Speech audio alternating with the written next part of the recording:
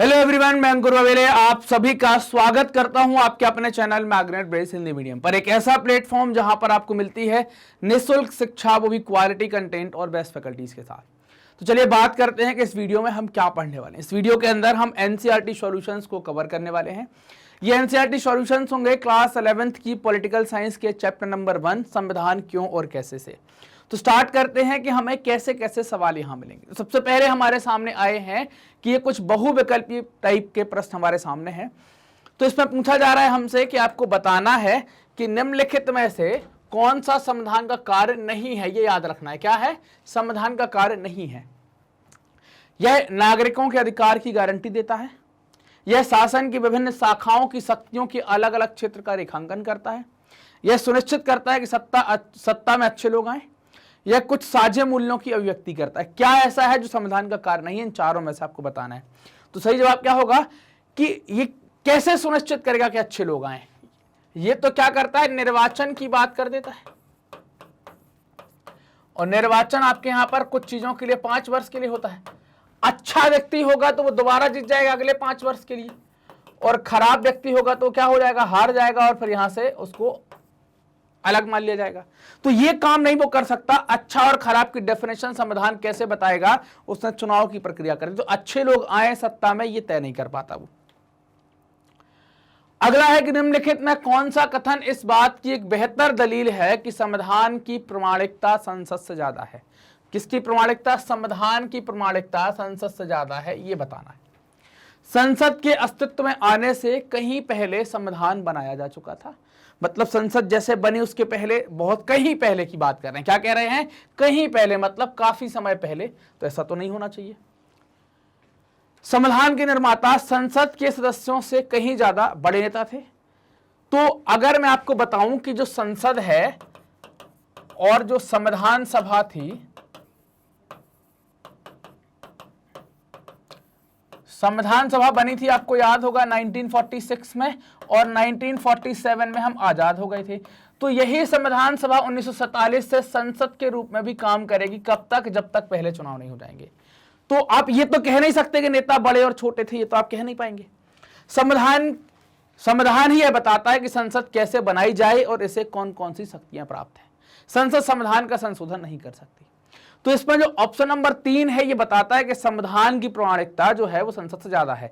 क्यों? क्योंकि अगर आप देख रहे हैं यहां पर तो आप पाएंगे कि संविधान ही आपको ये बता रहा है कि संसद कैसे बनाई जा सकती है। कौन बता रहा है? संविधान के द्वारा बताया जा रहा है। तो ऑप्शन नंबर 3 क्या हो जाएगा? इसका करेक्ट आंसर हो जाएगा।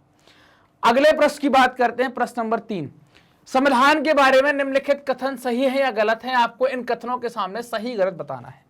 सरकार के गठन और उसकी शक्तियों के बारे में संविधान एक लिखित दस्तावेज है। सही है या गलत है? तो ये कथन क्या हो जाएगा आपका? ये सही कथन हो जाएगा। क्या है? ये लिखित दस्तावेज है। संविधान सिर्फ एक लोकतांत्रिक देशों में होता है। संविधान सिर्फ लोकतांत्रिक देशों में होता है और उसकी जरूरत ऐसे ही देशों में होती है। क्या ये वाली बात भी सही है या गलत है? तो ये बात गलत है। हमेशा लोकतांत्रिक देशों में आप संविधान देखें, ऐसा जरूरी नहीं है। आपको तानाशाहियों में या जहां पर लोकतंत्र नहीं है, राजतंत्र है, वहां पर भी आपको संविधान देखने को मिल सकता है। संविधान के कानूनी दस्तावेज हैं और आदर्श और मूल्यों से इसका कोई सरोकार नहीं है। तो ये क्या कहेगा? तो ये भी क्या हो जाएगा कि सही है। संविधान के कानूनी दस्तावेज हैं। संविधान में कई सारे कानूनी दस्तावेज होते हैं और आदर्श और मूल्यों से इन दस्तावेजों का कोई खास सरोकार आपको देखने को नहीं मिलता। कानूनी दस्तावेज तो हैं, सरोकार ऐसा है कि भाई आदर्श कई बार कुछ आपने बना लिए तो उनसे आपको थोड़ी से बदलाव देखने को मिलते हैं। संविधान एक नागरिक को नई पहचान देता है। ये क्या हो जाएगा? ये भी सही हो जाएगा कि संविधान नागरिक को एक नई पहचान देता है, बताता है कि आप हमारे यहाँ के नागरिक हैं तो आपको कौन कौन से अधिकार यहाँ पर दिए जा सकते हैं। अब अगला है आपको बताना है कि बताएं कि भारतीय संविधान के निर्माण के बारे में निम्नलिखित अनुमान सही है या गलत। उत्तर में आपको कारण बताना है। संविधान सभा में भारतीय जनता की नुमाइंदगी नहीं हुई है। मतलब ये कह रहे हैं कि भारतीय जनता की नुमाइंदगी नहीं हुई है। इसका निर्वाचन सभी नागरिकों द्वारा नहीं हुआ है, ये बताना है। तो पहली चीज तो आप क्या कह देंगे, यहां पर जो निर्वाचन हुआ है वो अप्रत्यक्ष हुआ है। अप्रत्यक्ष निर्वाचन की यहां पर खास तौर से बात की गई है। तो क्या लिखेंगे जवाब में? उत्तर होगा आपके सामने कि भारतीय संविधान की रचना करने वाली संविधान सभा के सदस्यों का चुनाव समाज के सभी वर्गों से किया गया है। समाज के सभी वर्गों के लोगों के बीच से नहीं हुआ है, किंतु उसमें अधिक से अधिक वर्ग के लोगों का प्रतिनिधित्व देने का प्रयास किया गया है। क्योंकि यहां पर नहीं हुआ है का मतलब क्या है, क्योंकि आपने कहा अप्रत्यक्ष जनता द्वारा हुआ है और कुछ नामित हुए हैं सीधे तौर पर, तो सभी वर्गों से तो नहीं हुआ, लेकिन हर एक वर्ग को या अधिकांश वर्गों को उसमें जगह देने की या प्रतिनिधित्व देने की कोशिश की गई है। भारत के विभाजन के बाद संविधान सभा के सदस्यों पर 82% मतलब सर्वाधिक जो है 82% किसका अधिकार था, कांग्रेस सदस्य आपको देखने को मिलेंगे। ये सदस्य विचारधाराओं का, ये सदस्य सभी विचारधाराओं का, कैसी, हर प्रकार की विचारधाराओं का ये सदस्य क्या करते थे, प्रतिनिधित्व करते थे। अतः यह कहना कि किसी भी दृष्टि से सही नहीं होगा कि संविधान सभा में भारतीय जनता की नुमाइंदगी नहीं थी और इसका निर्वाचन सभी नागरिकों के द्वारा नहीं हुआ है। निर्वाचन भले ना हुआ हो, लेकिन नुमाइंदगी जनता की यहां पर देखने को मिलेगी। अगला प्रश्न क्या है, संविधान बनाने की प्रक्रिया में कोई बड़ा फैसला नहीं लिया गया। कोई बड़ा फैसला नहीं लिया गया क्योंकि उस समय नेताओं के बीच संविधान की बुनियादी रूपरेखा के बारे में असहमति थी। यह कथन सही नहीं है, क्योंकि हमने तो सहमति ने रूपरेखा के बारे में सहमति थी, तो आप क्या कहते हैं कि कोई बड़ा फैसला नहीं किया गया, तो यह कथन क्या है, सही नहीं है। संविधान सभा के सदस्यों में प्रत्येक विषय पर आम सहमति है ना, प्रत्येक विषय पर आम सहमति थी और संविधान बनाने की प्रक्रिया में कोई बड़ा फैसला नहीं लिया गया। भारतीय संविधान का केवल एक विषय ऐसा था जिस पर संविधान सभा के सदस्यों की आम सहमति थी। मतलब हर एक चीज पर आम सहमति थी ऐसा नहीं है, मतलब आप ये कह रहे हैं कि हर एक चीज पर आम सहमति बनाने की कोशिश की गई, लेकिन हर एक चीज पर नहीं थी। आपको याद रखना है, केवल एक विषय ऐसा है जहां संविधान सभा के सभी सदस्यों की आम सहमति थी और वह विषय था मताधिकार किसे प्राप्त हो, वोटिंग किसको दी जाए, इसको लेकर सभी लोग सहमत थे। इस विषय के अतिरिक्त संविधान के सभी विषयों पर संविधान सभा के सदस्यों के बीच गहन विचार विमर्श और वाद विवाद हुआ है। संविधान के विभिन्न विषयों पर विचार विमर्श के लिए आपने 8 कमेटियां देखी थी, हमने पढ़ा था। 8 कमेटियों का गठन किया गया था। इनमें आप देखें पंडित जवाहरलाल नेहरू, डॉक्टर राजेंद्र प्रसाद, सरदार वल्लभ भाई पटेल और मौलाना अबुल कलाम आजाद और डॉक्टर भीमराव अंबेडकर या BR अंबेडकर इन कमेटियों के अध्यक्ष पद पर पदस्थ थे, अध्यक्ष इन कमेटियों के। ये सभी लोग ऐसे विचारक थे जिनके विचार विभिन्न विषयों पर एक दूसरे से भिन्न थे, मतलब कि एक समान नहीं थे। डॉक्टर अंबेडकर तो कांग्रेस और महात्मा गांधी के कट्टर विरोधी भी माने गए हैं कि ये विरोध करते थे। उनका आरोप था कि कांग्रेस और महात्मा गांधी ने कभी अनुसूचित जातियों की उन्नति के लिए गंभीर प्रयास नहीं किया। जवाहरलाल नेहरू और सरदार वल्लभ भाई पटेल के बीच में भी विवाद थे, किंतु फिर भी उन्होंने सबने एक साथ मिलकर काम किया। कई विषयों पर फैसले मत विभाजन द्वारा भी लिए गए। अतः कहना गलत है कि संविधान सभा के सदस्यों का प्रत्येक विषय पर आम सहमति थी, ये गलत बात होगी। कोई आम सहमति हर एक विषय पर नहीं थी। यह कहना भी गलत है कि संविधान बनाने की प्रक्रिया में कोई बड़ा फैसला नहीं लिया गया। निम्नलिखित महत्वपूर्ण और बड़े फैसले संविधान सभा द्वारा ही लिए गए हैं। क्या क्या? भारत में शासन प्रणाली कैसी होनी चाहिए, केंद्रीकृत हो या विकेंद्रीकृत हो, इस पर फैसला किया गया। केंद्र और राज्यों के बीच में संबंध कैसे हो, इन पर भी बात की गई। केंद्र राज्यों के बीच संबंध कैसे होने चाहिए, इस पर भी बात की गई। राज्यों और राज्यों के बीच संबंध कैसे हो, इस पर भी बात की गई। न्यायपालिका की क्या शक्तियां हो, इस पर भी यहां पर बात की गई। क्या संविधान को संपत्ति के अधिकारों की रक्षा करनी चाहिए। उपयुक्त के अतिरिक्त अनेक ऐसे महत्वपूर्ण और बड़े फैसले संविधान सभा के द्वारा लिए गए हैं जो भारत शासन व्यवस्था और अर्थव्यवस्था का मूल आधार है। तो आप ये नहीं कह सकते कि बड़े फैसले नहीं लिए गए, तो वो हम कथन से सहमत नहीं होंगे। अगला क्या है कि संविधान में कोई मौलिकता नहीं है, क्योंकि इसका अधिकांश हिस्सा दूसरे देशों से लिया गया है। हमने पढ़ा हुआ था अलग अलग देशों से चीजें ली गई हैं, लेकिन आप इस आधार पर यह नहीं कह सकते कि मौलिकता नहीं है। तो क्या होगा, यह कथन भी गलत होगा। इसको क्या कहेंगे, यह कथन भी गलत होगा कि भारतीय संविधान मौलिक नहीं है, क्योंकि इसका अधिकांश भाग विश्व के अन्य देशों से ग्रहण किया गया है। सही अर्थ में संविधान सभा के सदस्यों ने अन्य देशों से संवैधानिक व्यवस्थाओं के क्या किया, संवैधानिक व्यवस्थाओं के स्वस्थ प्रावधानों को लेने में कोई संकोच नहीं किया। किंतु इसे आप नकल नहीं कह सकते, नकल करने की मानसिकता नहीं कह सकते, क्योंकि संविधान निर्माताओं ने ग्रहण किए गए प्रावधानों को अपने देश की व्यवस्थाओं के अनुरूप या उनको इसके अनुकूल बना लिया। अतः भारतीय संविधान की मौलिकता पर कोई प्रश्न चिन्ह नहीं लगाना मतलब प्रश्न लगाना नितांत गलत होगा। हमने देखा हुआ था, हमने पढ़ा था, अलग अलग देशों से चीजें ली हैं, तो हमने वहां से कॉन्सेप्ट लिए हैं, फिर हमने अपने देश के हिसाब से तैयार किया है, उनमें कुछ सुधार किया है और फिर उन्होंने अपने देश में लगाया है। तो हम ये नहीं कह सकते कि यहां पर नकल या हमने कहीं से कॉपी कर लिया तो मौलिकता नहीं है। भारतीय संविधान के बारे में निम्नलिखित प्रत्येक निष्कर्ष की पुष्टि में 2 उदाहरण आपको देना है।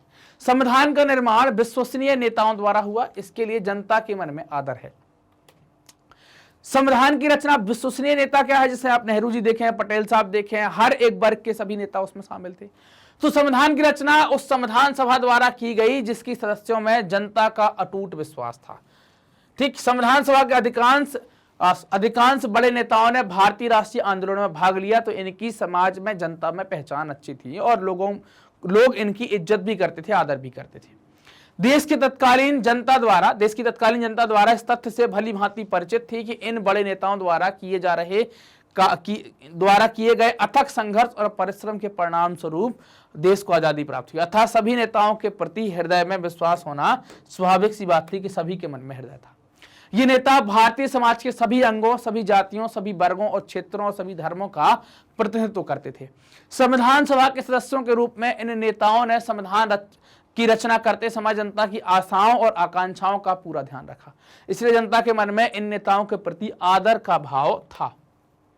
अगला क्या जाएगा, संविधान ने शक्तियों का बंटवारा इस तरह किया कि इसमें उलटफेर क्या हो जाए, मुश्किल है, उलटफेर मुश्किल है। तो संविधान हम अगर बात करें तो भारतीय संविधान जो है वो कठोर और नम्य का जो है वो उसका कठोर और लचीले का मिश्रण इसको बताया गया। इन दोनों के बीच की स्थिति है, ना हम बहुत कठोर संविधान बनाए हैं ना बहुत लचीला बनाया है, दोनों के बीच की स्थिति है। संविधान सभा ने संविधान की रचना करते समय विधायिका, कार्यपालिका, न्यायपालिका के बीच क्या कर दिया, शक्तियों का बंटवारा इस प्रकार किया ताकि सरकार के तीनों अंग अपना अपना कार्य सुचारू रूप से कर सकें। तीनों अंगों के बीच शक्तियों के वितरण की व्यवस्था करते समय संविधान निर्माताओं ने नियंत्रण एवं संतुलन, चेक्स एंड बैलेंस या कंट्रोल एंड बैलेंस के सिद्धांत को अपनी कार्यविधि का आधार बनाया। तीनों में कोई भी एक अंग दूसरे के कार्य में किसी प्रकार की अनुचित हस्तक्षेप नहीं कर सकता। कार्यपालिका की संपूर्ण कार्य प्रणाली पर संसद का नियंत्रण रहता है। न्यायिक पुनरावलोकन की प्रक्रिया से संसद और मंत्रिमंडल के कार्यों पर टीका टिप्पणी की जा सकती है। संविधान निर्माताओं ने ऐसा प्रावधान किया कि कोई भी अंग अपने स्वार्थ के लिए संविधान को नष्ट नहीं कर सकता, संविधान में बहुत ऊटपटांग बदलाव नहीं कर सकता, क्योंकि अभिभावक या संविधान का रक्षक या संविधान की परिभाषा देने का अधिकार किसको दे दिया, न्यायपालिका को दे दिया। संविधान जनता की आशा और आकांक्षाओं का केंद्र है, इसको भी हमें बताना है क्या है। तो संविधान सभा द्वारा बनाया गया भारत का संविधान देश की जनता की आवश्यकताओं और आकांक्षाओं के अनुरूप है। संविधान का कार्य यही है कि वह सरकार को ऐसी क्षमता प्रदान करे जिससे वह जनता की आकांक्षाओं को पूरा कर सके। क्या कर सके, जनता की आकांक्षाओं को पूरा कर सके और एक न्यायपूर्ण समाज की स्थापना के लिए उचित परिस्थितियों का निर्माण कर सके। देश की जनता के कल्याण के लिए जहां भारतीय संविधान में मौलिक अधिकारों की व्यवस्था की गई है, वहीं राज्य के नीति निर्देशक सिद्धांत भी शामिल किए गए हैं। इन सिद्धांतों का उद्देश्य समाज के प्रत्येक व्यक्ति के लिए सामाजिक, कानूनी और आर्थिक न्याय सुनिश्चित करना है।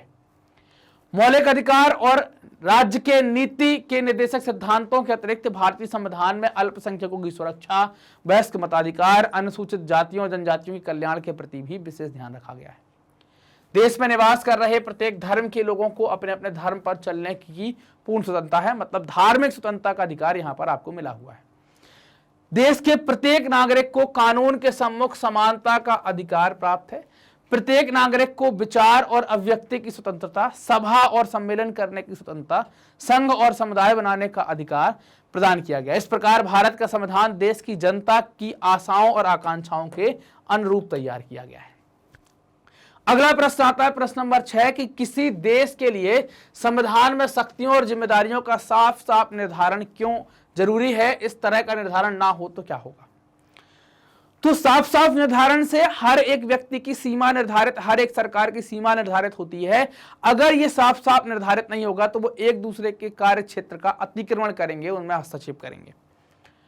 प्रत्येक देश के संविधान में ऐसी संस्थाओं का प्रावधान किया गया है जो देश को चलाने में सरकार की सहायता करती हैं। इन संस्थाओं की कुछ शक्तियां और जिम्मेदारियां होती हैं या उनको सौंपी जाती हैं। यह अपेक्षा की जाती है कि संस्थाएं सीमाओं में रहकर अपनी शक्तियों का प्रयोग करें और जिम्मेदारियों का निर्वहन पूरी ईमानदारी से करें।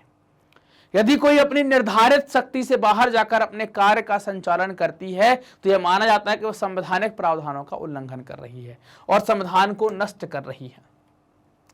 इसलिए प्रत्येक देश के संविधान में संस्थाओं के गठन के साथ ही क्या कर देते हैं, उनकी शक्तियों और सीमाओं का विवेचन स्पष्ट रूप से कर दिया जाता है। तो अब ये बताना क्या है, जैसे मान लीजिए कि मैं हूं और आप हैं, है ना, हम दोनों एक साथ काम कर रहे हैं, तो आपकी अपनी एक सीमा है, मेरी अपनी एक सीमा है। मैं आपके काम में इंटरफेयर नहीं करूंगा, आप मेरे काम में इंटरफेयर नहीं करेंगे। अगर ये चीज लिखकर बता दी जाती है तो और सही है। तो ऐसे ही तो मैं और आपका मतलब क्या है, केंद्र सरकार है और एक राज्य सरकार है। अगर इन सरकारों के काम को हम बताएंगे नहीं, संस्थाओं के काम को हम बताएंगे नहीं, तो ये एक दूसरे काम में अतिक्रमण करेंगी, मतलब घुसने की कोशिश करेंगे, हस्तक्षेप करेंगी। तो फिर क्या होगा कि मतलब संविधान में अगर एक दूसरे काम में घुसेंगे तो काम अच्छे से नहीं होगा, फिर चीजें गड़बड़ होंगी। मतलब क्या है, वो देश के संविधान को नष्ट करने की कोशिश कर रही हैं। इसलिए हम पहले ही स्पष्ट रूप से बता देते हैं ताकि ऐसी कोई नौबत आए ना पहले से। क्लियर? संविधान की रूपरेखा बनाते समय शक्तियों का बंटवारा इतनी बुद्धिमत्ता से किया जाना चाहिए कि कोई संस्था एकाधिकार स्थापित ना कर सके। ऐसा करने के लिए आवश्यक है कि शक्तियों का बंटवारा विभिन्न संस्थाओं के बीच उनकी जिम्मेदारियों को देखकर किया जाना चाहिए, उनकी जिम्मेदारियों को समझकर किया जाना चाहिए। उदाहरण के लिए अगर आप देखें तो भारत में शक्तियों का विभाजन किसमें कर दिया, विधायिका में कर दिया, कार्यपालिका में कर दिया, न्यायपालिका के बीच कर दिया, और एक निर्वाचन आयोग जैसी स्वतंत्र संस्था बना दी जो आपका चुनाव करवाती है। केंद्र राज्य के बीच शक्तियों का विभाजन कर दिया। अगर आप देखें यहां पर भी निर्धारण कर दिया कि क्या क्या शक्तियां होंगी। इस शक्ति सीमांकन से यह निश्चित हो जाता है कि यदि कोई संस्था शक्तियों का गलत उपयोग करती है तो संवैधानिक व्यवस्थाओं का हनन करने का वो प्रयास करती है, तो अन्य संस्थाओं से ऐसा करने से रोकेंगी, उसको ऐसा करने में उसकी बाधा डालेंगी और उसको रोकेंगी भी। भारतीय संविधान में नियंत्रण व संतुलन, चेक एंड बैलेंस के सिद्धांत का प्रतिपादन शक्तियों के सीमांकन के लिए ही किया गया है। यदि विधायिका कोई ऐसा कानून बनाती है जो देश की जनता के मौलिक अधिकारों का हनन करता है तो न्यायपालिका ऐसे कानूनों को अमल में लाने पर रोक लगा सकती है और उसे असंवैधानिक घोषित कर सकती है।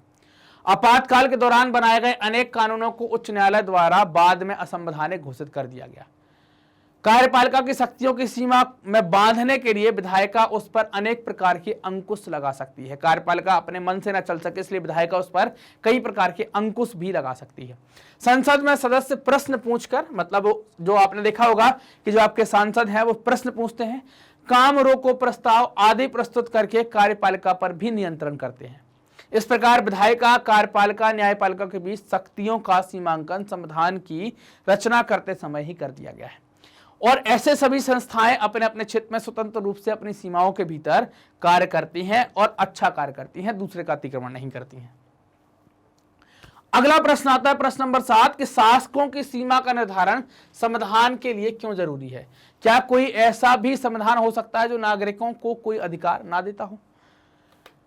तो इसमें बताना है, संविधान का एक काम यह है कि वह सरकार और शासकों द्वारा अपने नागरिकों पर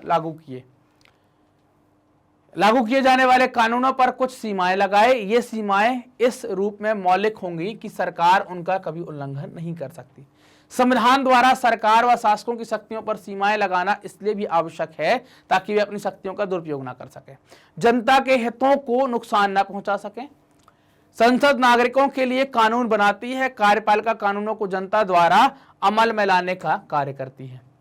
यदि कोई कानून जनता की भावनाओं और हितों के अनुरूप नहीं होता है तो न्यायपालिका ऐसे कानूनों को अमल में लाने से रोक भी लगा देती है। भारतीय संविधान में संशोधन करने के लिए संसद को न्यायपालिका ने यह निर्देश दे दिया है कि संसद संविधान के मूल स्वरूप में कोई बदलाव नहीं कर सकती। संविधान सरकार अथवा शासकों की शक्तियों को कई प्रकार से सीमा में बांधता है। उदाहरण के लिए अगर देखें, संविधान में नागरिकों के मौलिक अधिकारों की विवेचना, इन मौलिक अधिकारों का हनन कोई भी सरकार नहीं कर सकती है। नागरिकों को मनमाने ढंग से बिना किसी कारण के बंदी नहीं बनाया जा सकता है। यही सरकार अथवा शासक की शक्तियों की एक सीमा पर बंधन कहलाती है।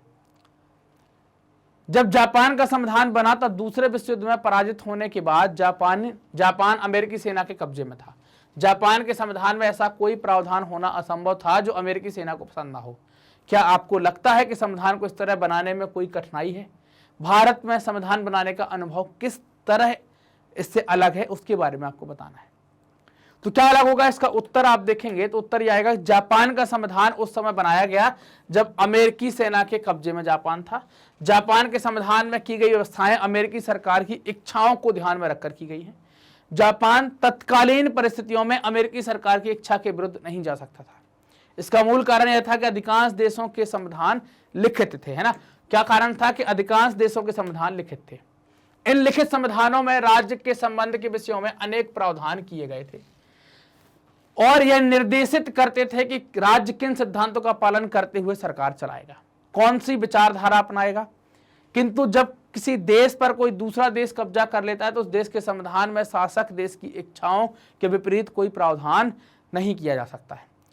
अतः यहां निष्कर्ष रूप में कहना होगा कि जापान के तत्कालीन संविधान में अमेरिकी शासकों के हितों का विशेष ध्यान रखा होगा।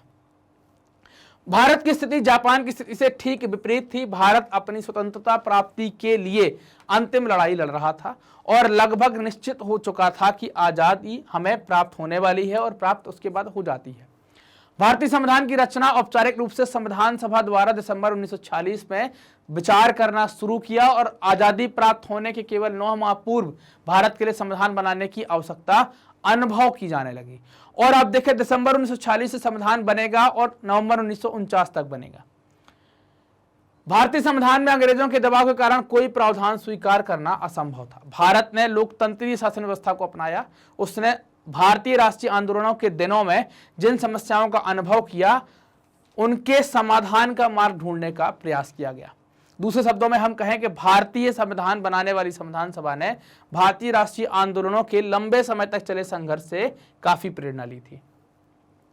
संविधान सभा के सदस्यों को समाज के सभी वर्गों का समर्थन भी प्राप्त था, इसलिए देश में भारतीय संविधान को अत्यधिक सम्मान प्राप्त हुआ। संविधान की प्रस्तावना के प्रारंभिक शब्द ही है, हम भारत के लोग भारत को, ऐसा तो ये शब्द घोषित करते हैं कि भारत के लोग संविधान के निर्माता हैं, ब्रिटेन की संसद का उपहार नहीं है। इसे भारत के लोगों ने अपने प्रतिनिधियों के माध्यम से पारित किया है, तैयार किया है। संविधान में सभी प्रकार के विचारों वाले लोग थे, हर एक धर्म के, हर एक वर्ग के, हर एक जाति और क्षेत्र के लोग थे। इस संविधान सभा का गठन उन लोगों के द्वारा किया हुआ था जिनके प्रति लोगों के मन में अत्यधिक विश्वसनीय था और आदर का भाव थी। तो भारत के संविधान बनाने का अनुभव जापान के अनुभव से बिल्कुल अलग था। अब अगला प्रश्न आता है कि रजत ने अपने शिक्षक से पूछा कि संविधान एक 50 साल पुराना दस्तावेज है और इस कारण पुराना पड़ चुका है, किसी ने इसको लागू करते समय मुझसे राय नहीं मांगी। यही इतनी कठिन भाषा में लिखा हुआ है कि मैं इसे समझ नहीं सकता। आप मुझे बताएं कि इस दस्तावेज की बातों का पालन क्यों करूं।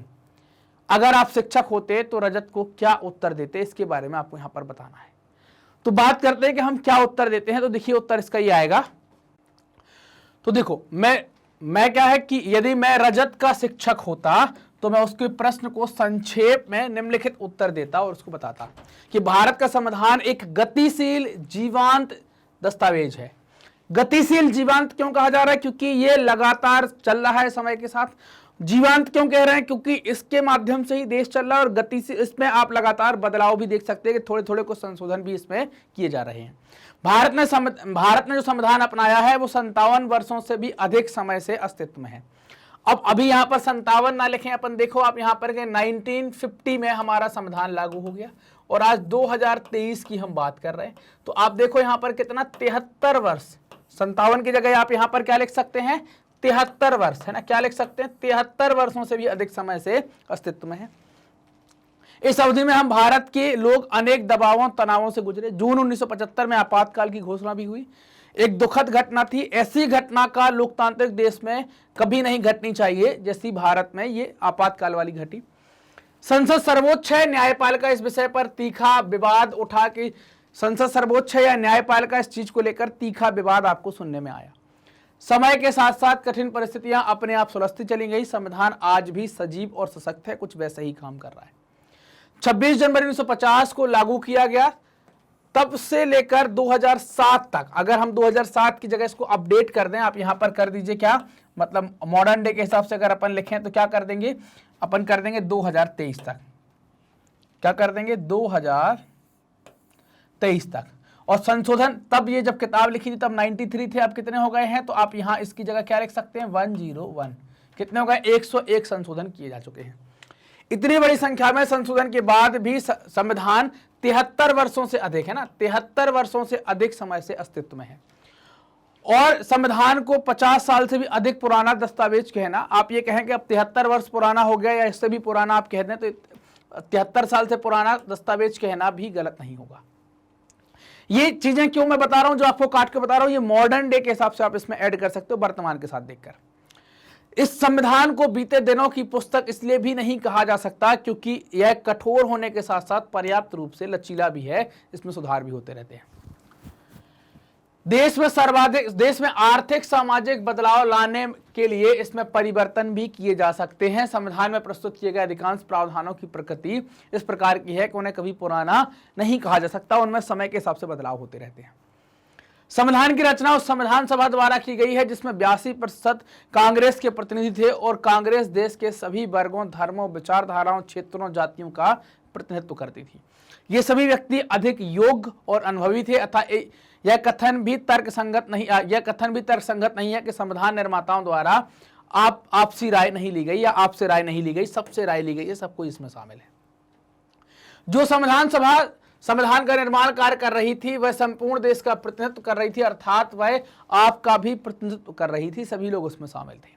भारतीय संविधान का प्रारूप देश की बदलती परिस्थितियों के कारण पैदा होने वाली चुनौतियों का मुकाबला करने में पूरी तरह से सक्षम है। अब प्रश्न नंबर 10 आता है कि संविधान के क्रियाकलाप से जुड़े अनुभवों को लेकर एक चर्चा में 3 वक्ताओं के 3 अलग अलग पक्ष दिए। पहला, हरवंश भारतीय संविधान का एक लोकतांत्रिक ढांचा प्रदान करने में सफल रहा है। भारतीय संविधान का एक लोकतांत्रिक ढांचा प्रदान करने में सफल रहा है। तो हरवंश का कथन सही है, भारत का संविधान लोकतांत्रिक ढांचा प्रदान करने में हमेशा से सफल रहा है। संविधान यह घोषणा करता है कि प्रभुत्व शक्ति जनता में निहित है। संविधान की प्रस्तावना के प्रारंभिक शब्द ही हैं कि हम भारत के लोग, क्या है? हम भारत के लोग उद्घोषणा करते हैं कि भारत के लोग संविधान के निर्माता हैं। लोकतंत्र का अर्थ है थोड़े थोड़े समय के बाद शासकों का चयन। लोकतंत्र और गणतंत्र अगर आप देखते हैं तो कुछ समय अंतराल पर चयन। नए संविधान के अंतर्गत अब तक देश में 14 आम चुनाव कराए जा चुके हैं और भारत क्या है? अभी भी एक गणतंत्र है। अब आप देख सकते हैं 15-16 चुनाव हो गए हैं, 5-5 साल में देखें तो 15-16 चुनाव हो गए हैं। यहां किसी पुश्तैनी शासक को मान्यता नहीं दी गई है, मतलब आप कह सकते हैं कि यहां पर कोई वंशानुगत शासक नहीं होगा। राष्ट्रपति भारतीय गणतंत्र का मुखिया है जिसे 5 वर्ष के कार्यकाल के लिए चुना जाता है। भारत में प्रत्येक वयस्क व्यक्ति मतदाता के रूप में पंजीकृत होने का हकदार रखता है, बशर्ते वह पागल ना हो, अपराध और अवैध गतिविधियों में शामिल ना हो। संविधान द्वारा प्रत्येक नागरिक को विचार और अभिव्यक्ति की स्वतंत्रता, सभा और सम्मेलन करने की स्वतंत्रता, मतलब यहां पर अगर आप इतने ये पूरे की जगह आप क्या लिख सकते हैं? संविधान द्वारा व्यक्तियों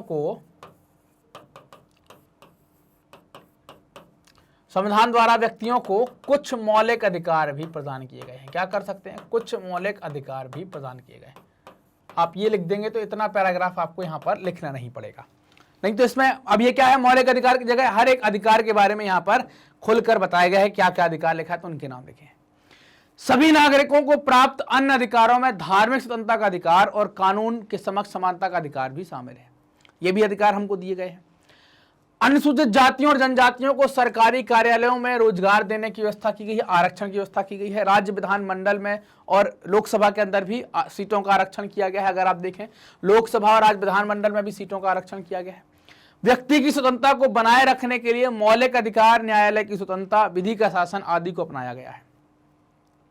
इस प्रकार भारत में लोकतंत्र की नींव रखी गई है और इसे शक्तिशाली बनाने के हर संभव प्रयास किए गए हैं। अतः हरवंश का कथन पूरी तरह से सही है ना। यहाँ क्या करेंगे? कथन पूरी तरह सही है। भारत का संविधान एक लोकतांत्रिक ढांचा देने में सफल रहा है। अगला प्रश्न, नेहा क्या कहती हैं? संविधान में स्वतंत्रता, समता और भाईचारा सुनिश्चित करने का विधिवत वादा है। चूंकि यह वादा पूरा नहीं हुआ तो इसे संविधान तो नहीं हुआ, इसलिए संविधान असफल है। नेहा का कथन सही है। उसका कथन है कि संविधान में स्वतंत्रता, समानता और बंधुत्व सुनिश्चित करने का वादा किया है, किंतु वादा पूरा नहीं हुआ, इसलिए संविधान असफल है। संवैधानिक प्रावधानों के अनुसार देश की सरकार नागरिकों की स्वतंत्रता पर विशेष अवसरों पर प्रतिबंध लगा सकती है। समानता के अधिकार का क्रियान्वयन आज भी सही ढंग से नहीं हो पा रहा है। समाज के दबे कुचले वर्ग को आज भी शोषण का शिकार होना पड़ रहा है और इनको शोषण का अधिकार भी दिया गया है, उससे भी ये बच नहीं पा रहे हैं। कृषि भूमि के अधिकांश भाग पर दबंग और संपन्न लोगों का कब्जा है। ग्रामीण लोगों में आज भी इनके खेतों पर मजदूरों के रूप में कठोर परिश्रम करना पड़ रहा है, मजदूरी मजदूरी करनी पड़ रही है। देश में भाईचारे का घोर अभाव है। देश के विभिन्न भागों में होने वाले सांप्रदायिक दंगे इस तथ्य की प्रमाण हैं। देश के नेता अपने वोटों के लिए सांप्रदायिक दंगे कराने की साजिश भी रचते हैं और देश को मारकाट की आग में भी झोंक देते हैं। अतः उपयुक्त संक्षिप्त विवेचना के आधार पर हम नेहा के कथन को पूरी तरह सही मान सकते हैं, सही कह सकते हैं। अब है नाजिमा, संविधान असफल नहीं हुआ, हमने उसे असफल बनाया है। क्या आप इनमें से किसी पक्ष में सहमत हैं? हाँ तो क्यों, यदि नहीं तो आप अपना पक्ष बताएं। तो अब इनके बारे में बात करते हैं। क्या है? नजमा का कथन है कि संविधान स्वयं असफल नहीं हुआ है, उसे हमने असफल बनाया है। अनेक बार हमारे नेताओं ने संविधान के मूल स्वरूप को बदलने की कोशिश की है, किंतु सजग न्यायपालिका के कारण वह ऐसा करने में सफल नहीं हो पाते हैं। नागरिकों को काम का अधिकार, सबको शिक्षा का अधिकार, महिला और पुरुष को समानता का अधिकार, उनको समान वेतन का अधिकार, आज भी जनता, इन सबके लिए आज भी जनता को क्या करना पड़ रहा है? संघर्ष करना पड़ रहा है। देश के बहुत बड़े वर्ग को 2 वक्त का भोजन, पीने के लिए स्वच्छ जल भी उपलब्ध नहीं हो पा रहा है। इस वर्ग के पास तन ढकने के लिए भी वस्त्र नहीं है। इन सारी स्थितियों के लिए संविधान नहीं, हम स्वयं जिम्मेदार हैं। देश के बड़े नेता इस निम्न वर्ग को मात्र अपने वोट का साधन समझते हैं। उसकी सुख सुविधाओं और भूख प्यास से उनका कोई सरोकार नहीं है।